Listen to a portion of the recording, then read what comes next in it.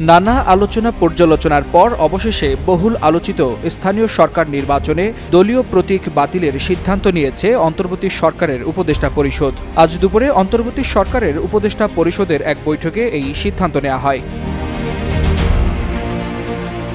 বৃহস্পতিবার নিজের verified Facebook পেজে এক পোস্টে এই তথ্য জানিয়েছেন অন্তর্বর্তী সরকারের স্থানীয় সরকার, পল্লী উন্নয়ন ও সমবায় মন্ত্রণালয়ের উপদেষ্টা আসিফ মাহমুদ সজীব ভুঁইয়া। তবে এই সিদ্ধান্তে কার লাভ আর কার ক্ষতি হতে পারে এ নিয়ে চলছে নানা হিসাব নিকাশ।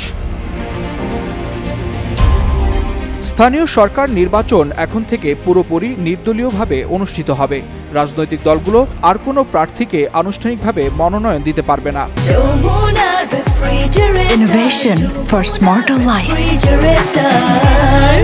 এ সংক্রান্ত 4টি অধ্যাদেশের খসড়া আজ উপদেষ্টা পরিষদ অনুমোদন করেছে, যা মন্ত্রী পরিষদ বিভাগের মাধ্যমে গ্যাজেট আকারে প্রকাশিত হবে। 2015 সালে ক্ষমতাচ্যুত আওয়ামী লীগ সরকার আইন সংশোধন করে চেয়ারম্যান পদে দলীয় প্রতীকের বিধান চালু করে।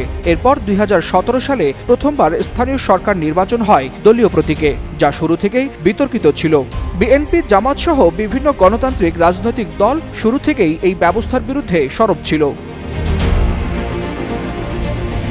এদিকে আগামী জাতীয় সংসদ নির্বাচনের আগে অন্তর্বর্তী সরকারের শাসন আমলেই স্থানীয় সরকার নির্বাচনের বিষয়ে রাজনীতিতে চলছে ব্যাপক আলোচনা।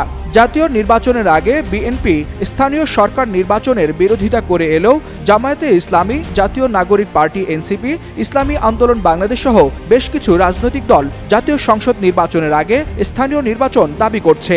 এর মধ্যেই স্থানীয় সরকার কাঠামোর 4টি আইনে দলীয় প্রতীকের ধারা বাতিলের সিদ্ধান্ত নেওয়া হলো। রাজনৈতিক বিশেষজ্ঞরা বলছেন, স্থানীয় সরকার নির্বাচন শুধুমাত্র রাজনীতি নয়, বরং উন্নয়ন, গণসম্পৃক্ততা এবং নেতৃত্বের দক্ষতাই হওয়া উচিত এর কেন্দ্রবিন্দু।